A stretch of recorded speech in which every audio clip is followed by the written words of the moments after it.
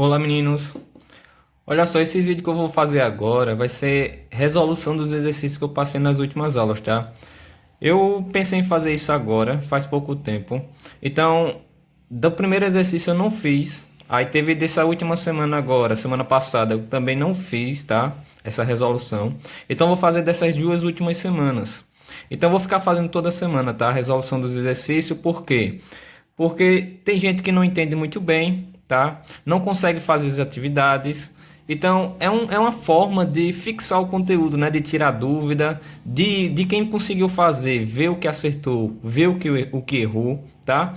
E assim vocês ficam entendendo melhor o conteúdo. Então, esses vídeos vai servir para isso, tá? Então, eu vou fazer a resolução aqui da primeira atividade que foi da semana retrasada. Lembra que foi a atividade da página 56, tá? Gente, o primeiro ao quarta questão, do primeiro ao quarto, são questões bem subjetivas, são questões que você responde com suas próprias palavras, tá? Então é por isso que não está respondido aqui, ó. Outra coisa, deixa eu informar logo, porque o exercício praticamente eu já fiz todo, tá? Já fiz a resolução todinho, para não comer muito tempo do vídeo, para não demorar muito, eu escrevendo, tá fazendo a resolução. Senão ia demorar pra caramba. Então, para o vídeo ficar mais curto, ficar mais rápido, eu vou deixar tudo prontinho já, tudo respondido, tá? Já respondi tudo. E eu vou só comentando em cima, explicando, certo? Então, vamos lá para a primeira questão. Gente, aí vocês acompanham aí no livro, tá? Gente, essas primeiras questões, o texto é bem longo, tá? Então vou tentar ler bem rapidinho aí, ó.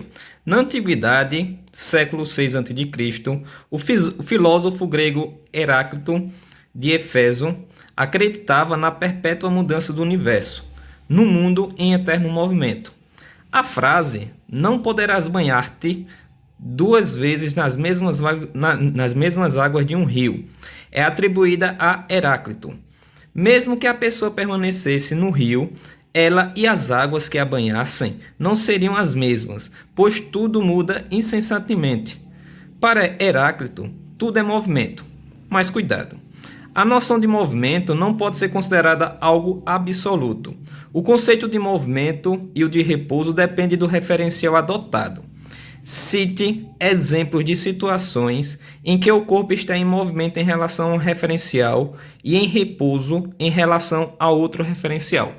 Então, a primeira questão é isso, é para você citar alguns exemplos de quando é que um corpo ele vai estar em movimento, né, em relação a outro, ou vai estar em repouso, certo? Então, gente, como eu não acabei não falando, mas isso aqui é do primeiro assunto, tá, que a gente viu semana retrasada, que é espaço, referencial e velocidade, tá? Então, essa foi a atividade que eu passei na semana retrasada. Então, gente, olha, pelo que está dizendo no livro tem algumas respostas, né? Eu tenho certeza que vocês observaram no final do livro. Olha as respostas que tem aqui no final do livro. Um carro é levado por um guincho em uma avenida. Em relação a um poste, o carro está em movimento. Em relação ao guincho, o carro está em repouso, tá? Então, isso é uma das respostas que poderia ser dada. Uma das respostas que poderia ser dada. Então, se o carro está sendo levado por um guincho, se eu tomar como referência um poste na rua, o carro vai estar em movimento, tá? E se eu tomar como referencial o próprio guincho, aí o carro vai estar em repouso, certo? Porque a distância entre eles não muda com o passar do tempo. Lembra aí. Outro exemplo que está dizendo aí, ó. Ao ler este livro, estou sentado em uma cadeira na sala de aula. Em relação à sala de aula, estou em repouso, tá? Mas em relação ao Sol, estou em movimento. Estou em movimento em relação ao Sol, por quê? Porque tem o movimento de rotação da Terra, né? Que faz com que o planeta gire. Isso faz com que você está em movimento em relação ao Sol. Então aí são dois exemplos. A gente pode pensar em outros exemplos, tá? Para responder essa primeira questão, mas são os dois exemplos que estão no livro, que o livro está dando como resposta. Certo? Sei lá, outro exemplo poderia ser o seguinte. Imagine que eu estou sentado no banco de uma praça, tá? E no meio da praça tem um rio. E lá no rio tem um barco. Se eu sentado nesse banco tomar como referencial o barco em relação a mim está em movimento. né? Porque o carro, imagine que o barco está lá, boiando, só que está em movimento, né? Está numa velocidade. Se ele está andando, né? Está boiando, mas está andando, está numa certa velocidade esse barco. Se eu tomar como referência, ele vai estar em movimento. Se eu tomar, por exemplo, um poste que está nessa praça, se eu tomo o poste como referencial agora, eu vou estar em repouso, né, em relação ao poste. Então lembre que vai depender muito do referencial que a gente está tomando, beleza? Vamos para o segundo. Olha só, o segundo diz o seguinte, gente. Suponha que, ao ler esta questão, você está sentado numa cadeira. Nessa situação, você está em repouso ou em movimento? Olha, eu poderia até tomar como um exemplo que deu no livro, não foi da questão anterior, gente, que se eu tomar como referência, por exemplo, o próprio livro, né? Eu estou sentado aqui na cadeira lendo um livro. Se eu tomar como referência o próprio livro, eu vou estar em repouso, né? Eu vou estar em repouso. Agora, se, por exemplo, minha esposa passar aqui do meu lado, e eu tomar ela como referência, aí nesse caso ela vai estar em movimento em relação a mim, né? Então vai depender muito, isso depende muito do referencial que a gente está tomando. Lembra aí, tá? Terceiro diz o seguinte: ao dar início ao estudo de cinemática, um professor afirmou que a forma da trajetória depende do referencial adotado. Para mostrar esse fato, propôs aos alunos a seguinte situação: um trem desloca-se em linha reta e com velocidade constante. Uma pessoa que viaja no trem joga uma bolinha verticalmente para cima. A bolinha sobe, desce e volta para a mão do passageiro. Em seguida, o professor pediu aos alunos que descrevessem a forma da trajetória da bolinha em relação ao passageiro e em relação ao observador parado fora do trem. Como você descreveria? Então também aí uma outra questão bem subjetiva, né? Vai depender muito do pensamento de cada um. O que eu posso falar sobre essa questão é o seguinte: em relação ao passageiro que está dentro do trem, se ele joga a bolinha para cima, a bolinha vai fazer um movimento, claro, de subida e descida, tá? Só que essa subida e essa descida vai ser no sentido vertical, vai ser basicamente uma reta, sobe e desce, tá? Ele jogou a bolinha, subiu e desceu reto, né, numa linha reta para a mão dele. Então a trajetória foi uma reta vertical, uma reta que subiu e desceu, certo? Se um passageiro está fora do trem e está observando isso, né? Observou que ele jogou a bolinha para cima. Nesse caso, a pessoa que está fora, né? Que está observando, ele vai ver essa trajetória dessa bolinha como se fosse uma parábola, como se fosse uma curva. Porque se o trem está em movimento, observa que quando ele joga a bola para cima, no movimento que ela faz subindo e descendo, nisso o trem está levando a bolinha. Então ele vai ver, ele vai observar essa bolinha numa trajetória que vai formar uma parábola. Gente, falando assim, fica até complicado de entender. Mas deixa eu dar um exemplozinho aqui, ó. Deixa eu pegar uma folha aqui, tá? Observa só. Imagine que aqui, né, tá o trilho do trem e o trem tá aqui, tá? Imagine que tem uma pessoa aqui dentro do trem. Aí imagina o seguinte, ele vai jogar a bola para cima. Então tá aqui a bolinha, tá? Lembre que esse trem ele está fazendo um movimento, né? Ele está numa velocidade, ele está se deslocando. Então se ele está se deslocando, quem está olhando de fora, quando ele começar a jogar a bolinha, quando ele jogou a bolinha vai subir, depois vai descer. Só para ele vai ser só isso, tá? Uma subida e descida, uma reta vertical. Para quem está de fora, se ele começou a jogar a bolinha aqui, aí lembre que o trem vai andar um pouquinho, tá? Aí ele vai ver a bolinha subindo para cá. Deixa eu dar uma ajeitada aqui nesse zoom.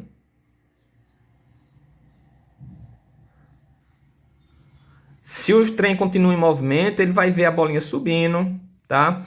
O trem ainda está em movimento, aí vai ver a bolinha subindo, subindo, até chegar no ponto que ela vai começar a descer, tá? Nisso, observa que o movimento que vai fazer aqui vai ser de uma curva, né? Vai ser de uma parábola. A bola vai subir, depois vai descer. Para o passageiro que está dentro do ônibus, vai ser somente uma linha reta, né? Vertical. O cara está aqui, imagina que ele está olhando, né? O ponto de referencial agora é o próprio passageiro em relação à bola, tá? Se ele joga a bolinha para cima, a bolinha vai subir e vai descer. Vai fazer esse movimento, sobe e depois desce. Então a linha é vertical. uma linha vertical, não é uma reta. Se um passageiro, né, o ponto de referência agora é um passageiro que está lá de fora, se ele está observando essa bolinha sendo jogada para cima, que ela está sendo jogada para cima, a bolinha vai, enquanto o trem está em movimento, tá? A bolinha vai subir, só que vai subir nessas posições aqui, porque lembre que o trem está andando. Então vai subir até chegar no ponto que vai descer, então vai formar uma parábola, beleza? Então é o que a gente pode tirar ali daquela questão, tá? Próxima questão. Após a primeira aula de cinemática, é o quarto mesmo, né? Pronto. Após a primeira aula de cinemática, dois alunos discutem a respeito da trajetória descrita por um ponto do equador terrestre. Um dos alunos afirma que o ponto descreve uma trajetória circular. O outro diz que o ponto está em repouso. O que você pode dizer a respeito das considerações dos dois alunos? Gente, para quem não lembra, tá? Para quem não lembra, imagine que isso aqui é o planeta Terra, né? Planeta Terra. A linha do Equador é aquela linha imaginária que vai dividir o planeta em dois hemisférios, né? Hemisfério Norte e Hemisfério Sul. É aquela linha que está dividindo o planeta Terra em duas partes, em duas regiões, certo? Se tem um ponto que está sobre essa linha do Equador, aí o que eu tenho que analisar é o seguinte, esse ponto que está na linha do Equador, ele vai estar em repouso ou vai estar em movimento? A gente vai depender muito do referencial que a gente tomar, tá? Imagine que esse pontinho aqui está na linha do Equador, está sobre a linha do Equador, tá? Mas imagine que vai tomar como referência uma pessoa que está no planeta Terra. E essa pessoa está parada, está sentada, tá? Se tomar como referência a pessoa que está sentada num banco, na cadeira, está deitada. Se tomar como essa pessoa o ponto de referência, né, o referencial, esse ponto no Equador vai estar em repouso. Ele não vai estar em movimento. Porque mesmo que a Terra esteja fazendo um movimento de rotação, tá? A pessoa que está tomando como referência também está fazendo esse movimento junto com a Terra. Então estaria em repouso. Agora, se por acaso tomasse, por exemplo, a Lua como referencial, a Lua, aí nesse caso esse ponto do Equador vai estar em movimento. Por quê? Porque com o movimento de rotação da Terra, o ponto vai estar se movimentando. Com isso, vai estar em movimento em relação à Lua. Então vai depender também do referencial que a gente toma, tá? Pronto, é isso. Então as 4 primeiras questões, como eu falei para vocês, é bem subjetiva, certo? Vamos para as questões que envolvem os cálculos, tá? Vamos lá, a quinta questão diz o seguinte. Considere que, para dadas condições, a velocidade de propagação do som no ar é de 340 metros por segundo. E que devido ao movimento de rotação da Terra, um ponto do Equador tem velocidade de aproximadamente 1.700 km por hora. Compare essas duas velocidades. Qual é a maior? Tá?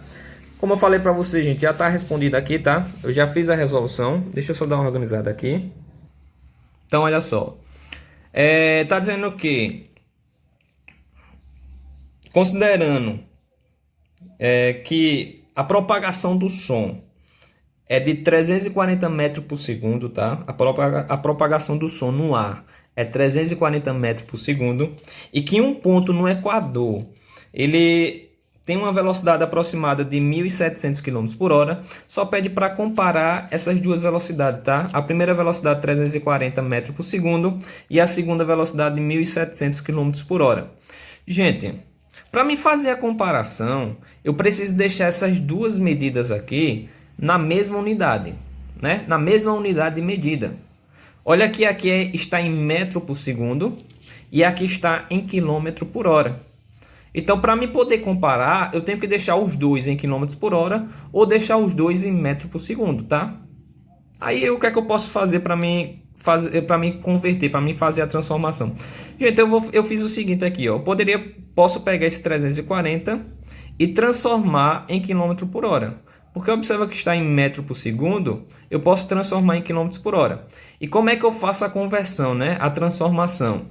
Ou eu multiplico por 3,6 ou eu divido para 3,6, né? Lembre que se eu for transformar de metro por segundo para quilômetro por hora, se eu faço essa conversão desse para esse, eu multiplico por 3,6. Multiplica. E se eu vou fazer o contrário, eu divido por 3,6, certo? Então aqui, se eu vou transformar de metro por segundo para quilômetro por hora, eu vou multiplicar por 3,6. Foi o que eu fiz aqui, ó. Já está aqui, ó, 340 vezes 3,6. Que quando multiplicar isso aqui vai dar 1.224 quilômetros por hora. Então, a propagação do som no ar é de 1.224 quilômetros por hora. Enquanto um ponto no Equador tem uma velocidade de 1.700 quilômetros por hora. Então, se eu vou comparar, qual é o maior? O maior vai ser o ponto no Equador, né? Então eu botei aqui, ó, a velocidade do ponto do Equador é maior, porque 1.700 é maior que 1.224, tá? A velocidade é maior. Sexta questão. Sexta questão diz o seguinte: em navegação, uma das unidades de velocidade utilizada é o nó, que equivale a aproximadamente 1,8 km por hora. A origem do nome dessa unidade nó está relacionada à maneira como a velocidade de um navio era medida. Em uma corda era feito nós igualmente espaçados. A corda era enrolada a um flutuador. Preso a essa corda era lançado da polpa do navio na água. Para que o flutuador permanecesse praticamente parado na água e, portanto, não fosse arrastado pelo navio, desenrolava-se a corda, aumentando-se gradativamente o comprimento que ia do flutuador ao navio. De acordo com o número de nós que eram lançados durante um certo intervalo de tempo, tinha-se uma medida de velocidade do navio. Aí diz: considere que a velocidade média de um navio é de 10 nós. Em uma noite de 12 horas, esse navio percorre a distância de quanto? Gente, pegando as informações que tem ali, tá? Olha só. Tá dizendo na questão que um nó equivale a 1,8 km por hora. Um nó. Tá dizendo que a velocidade do navio, né, nessa noite aí, foi de 10 nós. Essa é a velocidade do navio, tá? Um nó equivale a 1,8 km por hora. É essa a velocidade. Tá dizendo que a velocidade do navio foi de 10 nós, tá? E durante a noite toda, ele vai percorrer um tempo de 12 horas, tá? Aí pergunta, qual foi a distância percorrida? Se ele está nessa velocidade, tá? Nessa velocidade de 10 nós, durante 12 horas, qual foi a distância percorrida? O que eu fiz aqui, ó? O que pode ser feito? Se aqui está dizendo que a velocidade é de 10 nós, tá?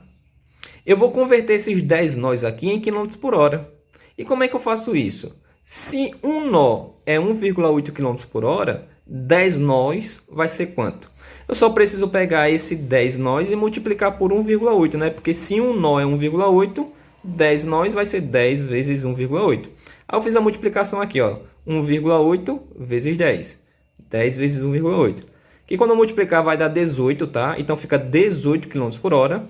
Então 10 nós, essa velocidade de 10 nós é a mesma coisa que 18 km por hora. Aí, gente, se a velocidade foi 18 km por hora, ou seja, a cada uma hora percorre 18 km, né? 18 km por hora. Se passar 12 horas, qual vai ser a distância? Eu só preciso pegar 18 e multiplicar por 12 horas, né?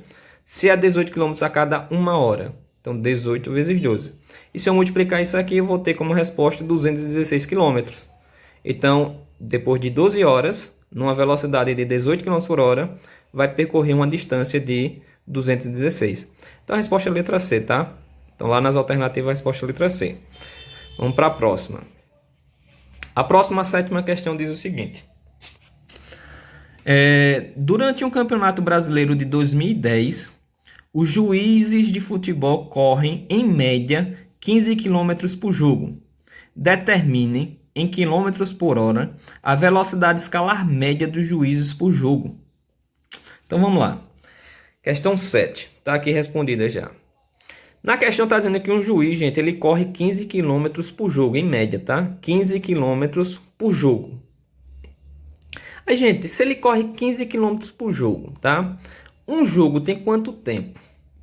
Aí eu coloquei aqui, ó, um jogo de futebol, ele tem aproximadamente 1 hora e 30 minutos, né? Porque se é dois tempos de 45 minutos, aí se eu faço 45 mais 45 dá 1 hora e meia. Então, 1 hora e 30 minutos, certo? Então, um jogo de futebol tem esse tempo aqui, de duração. Aí eu vou pegar esse tempozinho aqui e vou escrever em hora. Por que eu vou escrever em hora? Porque, gente, se eu quero determinar a velocidade que o juiz percorre, né, que ele percorre em cada jogo, em média, lembre que velocidade eu posso determinar em quilômetro por hora ou em metro por segundo, mas nesse caso aqui eu vou determinar em quilômetro por hora, tá? Quilômetro por hora. Então, eu tenho que deixar o tempo em hora, porque é quilômetro, 15 quilômetros por hora. Então, se tem 1 hora e 30 minutos, eu tenho que tirar esses 30 minutos aqui. Aí eu pego esse 1 hora e 30 minutos e escrevo somente em hora. Lembre que 1 hora e 30 minutos é a mesma coisa que 1,5 hora. Lembra disso aí que é a mesma coisa, porque esse 0,5 representa a metade de 1 hora. E esse metade de 1 hora é 30 minutos, tá? Então é 1,5 hora. Se eu vou determinar a velocidade, eu vou pegar variação do espaço, que é 15, dividido pela variação do tempo, né? Então vai ficar 15 dividido para 1,5 e quando eu dividir isso aqui eu tenho 10 como resposta. Ou seja, um juiz de futebol, ele tem uma velocidade média, né, por jogo de 10 quilômetros por hora. Essa é a velocidade que ele corre em campo, certo? Então tá aí a sétima questão. Vamos para a oitava. O oitavo diz o seguinte, ó. O Parque Ibirapuera é o mais importante parque urbano da cidade de São Paulo. Foi inaugurado em 1954, durante as comemorações do quarto centenário da cidade, constituindo uma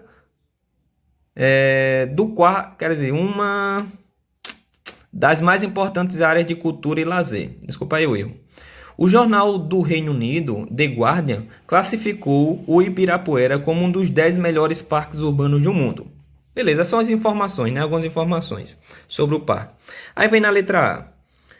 Um frequentador do parque faz 3 vezes por semana uma caminhada de 6 quilômetros, gastando em média em cada uma delas 55 minutos. Qual é, em quilômetro por hora, a velocidade escalar média desenvolvida em cada caminhada? Então vamos lá, respondendo, né? Oitava questão, letra A. Tá aqui a resposta, tá? Olha só. Gente, você está dizendo que uma pessoa faz caminhada lá 3 vezes por semana, tá? E está dizendo que ele percorre uma distância de 6 quilômetros. E essa distância de 6 quilômetros ele percorre em 55 minutos, tá? Aí pergunta, qual é a velocidade média desse cara, desse pessoa que faz essa caminhada? Gente, para me determinar a velocidade média, lembre, é só fazer delta S dividido por delta T, né? Variação do espaço dividido pela variação do tempo. Variação do espaço aqui vai ser 6 mesmo, né? Porque se eu considerar o espaço inicial como 0 e espaço final como 6, vai ficar 6 menos 0. Então tá aqui espaço, variação do espaço. E a variação do tempo vai ser a mesma coisa, tá? É só pegar o tempo final menos o tempo inicial. O tempo inicial nesse caso seria 0. Gente, eu botei aqui embaixo 0,91 pelo seguinte motivo. Observa que o espaço está em quilômetro, tá? Se eu quero achar a resposta em quilômetro por hora, aqui embaixo, né, na divisão, tem que ficar por hora. Observa que está em minuto aqui, ó, 55 minutos. Então, eu tenho que colocar aqui embaixo em hora. Então, o que é que eu fiz aqui para me deixar em hora? Eu peguei esses 55 minutos e transformei em hora. Aí, como é que eu fiz isso, gente? Eu fiz uma regrinha de 3 simples aqui, ó. Observa só. 60 minutos equivale a 1 hora. 55 minutos equivale a quanto? Tá? Fiz uma regrinha de 3 aqui, meio por extremos, ó. 60 vezes x dá 60x. 55 vezes 1 dá 55, tá? Peguei esse 60 que está multiplicando, joguei dividindo, ficou 55 dividido para 60. Quando eu dividi, achei 0,91, certo? Eu posso resolver através dessa regrinha de 3 simples, gente, tá? Não é difícil, não é bem simples. Ou só lembrar o seguinte, se eu quero transformar de minuto para hora, o que é que eu preciso fazer? Não é só dividir para 60? Então, eu pegaria 55 e dividiria para 60, que é essa divisãozinha aqui, ó. Então, dá 0,91, tá? Aproximadamente esse valor. A gente, quando substituir lá, ficou variação do espaço em cima, dividido pela variação do tempo. Quando eu fizer essa divisão aqui, ó, de 6 dividido para 0,91, eu vou achar que a resposta vai ser 6,59. Ou seja, a velocidade média dessa pessoa que faz essa caminhada é de 6,59 km por hora. Essa é a velocidade que ela faz essa caminhada, certo? Letra B agora. Letra B diz o seguinte. 2 amigos, Rafael e Pedro, são frequentadores de um parque. Eles partem do mesmo local, caminham no mesmo sentido e pretendem fazer uma caminhada de 3 quilômetros. Cada passo de Rafael mede 75 centímetros e de Pedro 70 centímetros. Quando Rafael completa sua caminhada, quantos metros Pedro percorreu? Então vamos lá. Analisando aí, gente, olha só. Tá dizendo que os dois vão fazer uma caminhada de 3 quilômetros, tá? Tanto o Rafael quanto o Pedro. Tá dizendo que Rafael tem um passo de 75 centímetros e Pedro tem um passo de 70 centímetros, certo? Gente, o que foi que eu fiz aqui, ó? Se eu vou achar, né? Qual a diferença? Quantos metros Pedro percorreu? Quantos metros Pedro percorreu? Gente, observa que esses 3 quilômetros aqui está em quilômetro. Eu preciso calcular isso aqui através de metro, né? Que eu quero achar a resposta em metro. Eu fiz o seguinte, eu peguei esses 3 quilômetros, converti para metro, tá? 3 quilômetros é a mesma coisa que 3.000 metros, certo? Então eu sei que eles vão percorrer na caminhada 3.000 metros. Aí depois o que é que eu fiz aqui? Eu peguei o passo de Rafael, que é 75 centímetros, e transformei em metro também. 75 centímetros é a mesma coisa que 0,75 metro. Para me transformar de centímetro para metro, lembra lá, é só dividir para 100, né? 1 metro tem 100 centímetros. Se eu vou transformar de centímetro para metro, eu divido para 100. Então, quando eu dividi isso aqui para 100, eu achei isso, tá? E mesma coisa eu fiz para o passo de Pedro. 70 centímetros, quando eu converter para metro, fica 0,70 metros. 0,70, tá? Só que não precisa colocar o zerinho aqui, fica 0,7 metro. Então, beleza, o passo de Rafael é 0,75 metro e o passo de Pedro é 0,7 metros, certo? Aí, o que é que eu fiz aqui depois, gente? Eu determinei o número de passos que cada um deu. Número de passos. E como é que eu determino o número de passos? Gente, se Rafael, o passo dele mede 0,75, ele quer chegar a 3.000 metros, quantos passos é necessário ele dar para chegar a 3.000 metros, tá? Se um passo é 0,75, então 2 passos seria o quê? 1,5 m, né? Que é 1,5. Aí 3 passos seria quanto? Assim eu ia somando. Aí para me saber quantos passos ele vai dar, eu posso fazer o seguinte, eu posso pegar 3.000 e dividir para 0,75, que foi justamente o que eu fiz aqui, ó. Pega 3.000 metros, divide para 0,75 metros. Quando eu fizer essa divisão, eu vou achar quantos passos Rafael deu para percorrer toda a distância, tá? Então ele precisou dar 4.000 passos. Quando eu dividir aqui esse por esse, deu 4.000. Ou seja, para Rafael percorrer os 3 quilômetros, os 3.000 metros, ele precisa dar 4.000 passos. Beleza? Aí para me determinar quanto Pedro andou já, né? Quantos metros Pedro andou. Gente, se para Rafael chegar lá na distância final, no espaço final, ele deu 4.000 metros, 4.000 passos. Então eu só precisei pegar o valor de Pedro, né? O valor do passo de Pedro e multiplicar por 4.000 também. Ou seja, se Pedro der 4.000 passos também, qual vai ser a distância que ele percorre? Se eu multiplicar 4.000 vezes 0,7, eu vou achar 2.800. Ou seja, se Pedro der 4.000 passos, né? Cada passo vale 0,7 metros. Se ele der 4.000 passos, ele vai percorrer uma distância de 2.800 metros. Que isso aqui é a resposta da questão, tá? Porque lembre que lá pergunta o seguinte: quando Rafael completar a sua caminhada, quando ele completar a sua caminhada com 4.000 passos, quantos metros Pedro percorreu? Então, Pedro percorreu, né, 2.800 metros. Beleza? Vamos para a nona questão. A nona questão diz o seguinte: a ponte sobre o Rio Negro, que liga Manaus ao município de Iranduba, tem cerca de 3.600 metros de extensão. Tem aqui uma ilustração. Aí pergunta o seguinte: um caminhão de 6 metros de comprimento e com velocidade escalar média de 54 km por hora atravessa a ponte. Calcule o intervalo de tempo decorrido do início ao fim da travessia nas seguintes condições.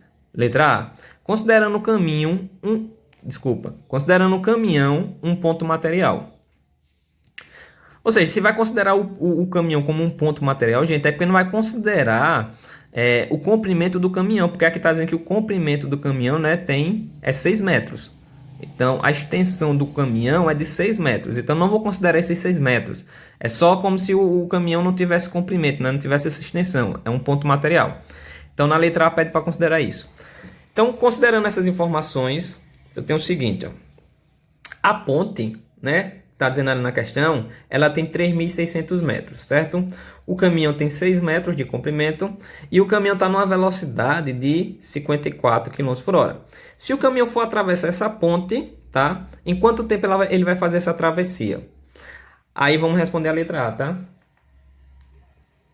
Então, se eu quero determinar o tempo que esse caminhão vai percorrer toda essa ponte, gente, eu vou determinar através da formulazinha de velocidade. Lembre que velocidade escalar média é você pegar a variação do espaço, né, ΔS, dividir pela variação do tempo, que é ΔT, tá? Aí, gente, olha, a velocidade, esse VM, é a velocidade do caminhão. Observe que na própria questão já está dizendo que a velocidade do caminhão é 54. Então, no lugar de VM, né, da velocidade média, eu coloco o 54, ó, porque é a velocidade do caminhão. O ΔS é o espaço percorrido, né? Nesse caso, o espaço percorrido vai ser a extensão da ponte. Observa que a ponte tem 3.600 metros, então aqui no lugar do ΔS eu coloco 3.600 metros, certo? Então, gente, ficaria 54, que é a velocidade, igual a 3.600 metros. Só que observa que aqui eu não coloquei 3.600 metros. Olha só, metros. Eu coloquei 3,6. Porque esse 3,6 representa 3,6 km. O que foi que eu fiz aqui? Eu peguei esse 3.600 metros e transformei em quilômetro. Se eu pego 3.600 metros e transformo em quilômetro, só preciso pegar esse valor e dividir por 1.000, né?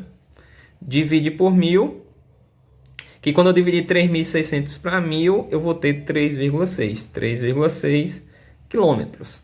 Então, eu fiz transformação de 3.600 metros para quilômetro. Então, fica 3,6. Por isso que eu botei 3,6 aqui, tá? Aí, o ΔT, que é o tempo, eu não tenho na questão, que é justamente o que pede para determinar, né? O que pede para achar. Então, se eu vou determinar o tempo, vai ficar isso aqui. Aqui eu faço uma regrinha de 3 simples, tá? 1.000 por extremos. 54 vezes ΔT vai dar 54 ΔT. E 3,6 vezes 1 aqui embaixo vai dar 3,6. Pega esse 54, passa dividindo, então vai ficar 3,6 dividido para 54, certo? Quando eu fizer essa divisão aqui, eu vou achar o ΔT, o tempo, né? Vai ser 0,06 horas. Olha que a resposta eu achei em hora, porque aqui eu tenho quilômetro por hora e tenho quilômetro. Então, quando eu calcular isso aqui, eu vou achar o tempo em hora, porque aqui está em quilômetro por hora, tá? Então, eu achei 0,06 horas. Gente, isso aqui é um valor aproximado, dá um valor aproximado, porque aqui dá 0,06666 e um monte de número, tá? Aí, observe que eu achei a resposta em hora.